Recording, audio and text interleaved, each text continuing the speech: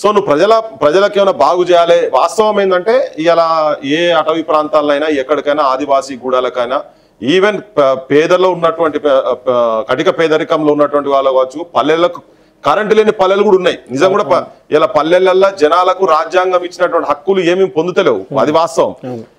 అక్కడ దాకా ప్రభుత్వాలే తెలియదు కదా, ప్రభుత్వాలు అనేటివి తెలియదు అటువంటి వాటికి. ఇలా సిటీలో కూడా రాజ్యాంగ ఉల్లంఘనలు చాలా జరుగుతూ ఉన్నాయి.